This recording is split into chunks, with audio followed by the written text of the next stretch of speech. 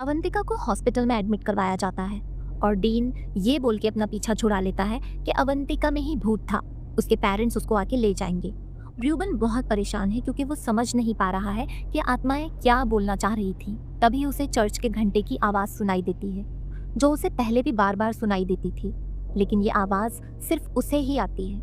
मुंबई से उसका दोस्त उसे बताता है कि उस लाइब्रेरी की बनावट को देख के लगता है कि उसे चर्च की तरह बनाया गया है, और क्योंकि ये पुरानी बिल्डिंग है तो हो सकता है कि वो पहले चर्च ही हो। र्यूबन लाइब्रेरी जाता है और जब वो एक पियानो पे हाथ रखता है तो उसे एक धुन सुनाई देती है, और जब हाथ हटा देता है तो धुन बंद हो जाती है। वो देखता है उस धुन की फ्रीक्वेंसी की वजह से फर्श पे पड़ी धूल एक पैटर्न बना रही है। र्यूबन को एक बात समझ आ जाती है कि ये आत्माएं खुद र्यूबन से संपर्क करने की कोशिश कर रही हैं, और उनकी फ्रीक्वेंसी सिर्फ र्यूबन ही सुन पा रहा है। जैसे चर्च के घंटे की आवाज़, पियानो को छूने पे वो धुन सुनाई देना, वो अलग अलग फ्रीक्वेंसी से पैटर्न्स बना के देखता है कि वो चर्च वाला पैटर्न किस फ्रीक्वेंसी पे बनेगा, और वो 444 पे बनता है, जिसे गॉड फ्रीक्वेंसी भी कहा जाता है। और वो म्यूजिकल नोट्स वाला कागज़ अपने आप उड़ के उसकी विंडशील्ड पे लग जाता है, और फिर वो कार रेडियो को 444 फ्रीक्वेंसी पे सेट कर देता है, और ऐसा करते ही गाड़ी अपने आप इंडिकेटर देने लगती है। वो इंडिकेटर के हिसाब से गाड़ी चलाता है और एक जगह पहुंच जाता है जहां एक आदमी उसे मिलता है जो कारपेंटर है, पियानो, ताबूत ये सब बनाता है।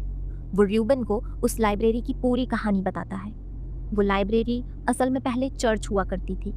कॉलेज के चेयरमैन डॉक्टर डैनियल की बीवी डॉक्टर डायना की ही वो धुन है जो र्यूबन को सुनाई देती है। डॉक्टर डायना विकलांग बच्चों को, जिनके माँ बाप उन्हें छोड़ देते थे, वहाँ चर्च में पालती थी और सारे बच्चों को गोद लिया था। वो बच्चे बोल नहीं सकते थे। डायना एक माँ की तरह उनका ख्याल रखती थी, उन्हें अपने हाथों से खाना खिलाती थी और उनके लिए वही धुन बजाती थी। लेकिन हैजा फैलने से हजारों लोगों की मौत हुई, और उसी में उन बच्चों की भी मौत हो गई, पूरे 42 बच्चों की।